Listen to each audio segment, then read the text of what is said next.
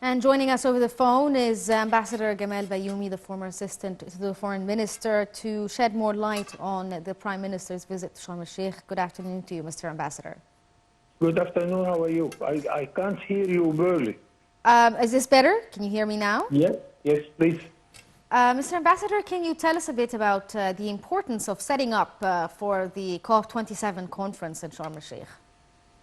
Absolutely, because we are looking forward for the coming conference in Sharm el-Sheikh in November. And this, of course, add to the traditional reputation of Egypt and Sharm el-Sheikh as a place for conferences. It is famous everywhere now. Also, put aside that the whole world will be coming to Sharm el-Sheikh, how many representatives will be there. It doesn't cost us a lot, by the way. And here, Egypt, as a leading country in the third world, is talking about this problem because in this problem of the environment, we are keen to convince the industrialized countries in order to make our life better. The heat is threatening our coast because if the earth is getting heated, or this will make our coasts threatened by diminishing, and this is a serious problem. Also, the air we are living in is not healthy at all because of the industrialized countries. And it is a little bit complicated problem because if you want your environment to be better, it costs Europe in order to make their cars much better, environment friendly to environment. It costs a lot in order to change the exhaust, to change the fuel. Not every country is ready to do that. So, unfortunately, the biggest industrialized countries are who are doing this problem to all of us, and we are trying to convince them to make our life better. So we hope that all these preparations for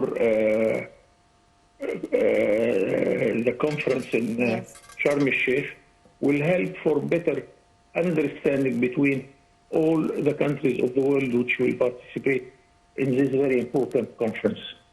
Yes, Mr. Ambassador, we're also seeing a process of setup for a number of friendly or eco-friendly projects in Sharm el-Sheikh, such as the bus charging stations for electric buses, in addition to expansions within the airport itself. How significant of a message is this that Egypt is setting up more eco-friendly or environmentally friendly projects? Thank God that Egypt is lucky that we were well prepared to face these disasters. Because we started our economic reform few years before any problem coming with the COVID-19. And that's why when we were attacked by the disease, we were already in a better situation economically. And this is something good. We can participate this experience with many countries. And it's well known that Egypt is among very few countries which will continue growing positively. China, Germany, United States economies are diminishing this year. While in Egypt, we are still going ahead positively. This is good news, but we are ambitious. We want to double this because we are facing a huge number of children. We are giving birth in the last 10 years or 12 years to 25 million children. How we can feed them, how we can teach them, how we can keep them in good health. This is a challenge which we have to face, and that's why we insist that we grow positively in the coming years.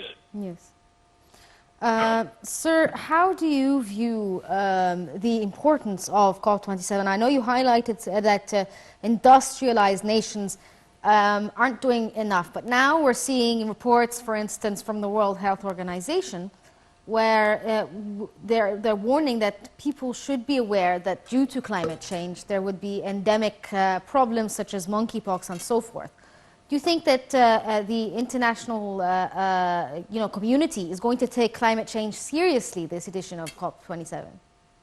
Absolutely, because really in a problem or problems like that, yes, it's not stopping at the border of any country.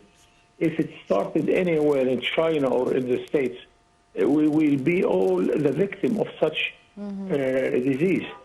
So we have to cooperate, and as long as we continue the dialogue and exchange experience, how to face this situation and give advices to others and accept good advice from those who face the problem one day or another, then the dialogue, it's very important. So this brings how those conferences also are very important, because thousands of people are talking to each other, and we get the best experience we can get during these discussions. Yes. Do you also see pledges to help in this conference to help, developing nations who may not have the luxuries of these more developed nations in moving forward in a more environmentally friendly way? Here is the click, because all of us, I mean the third world, which are the majority of the world, we are the victim of the practices of the highly industrialized countries. But it's not that we are going to commit a war against them, but we have to accept this fact. We have to accept that the dialogue should continue, and we shall come to reasonable decisions in order that make all of us in a better situation, and at the same time to keep the industrialized countries going ahead, but with much more safer and much more friendly environment industries. Okay, Ambassador Gamal Bayoumi, the former Assistant to the Foreign Minister, thank you so much for joining us over the phone.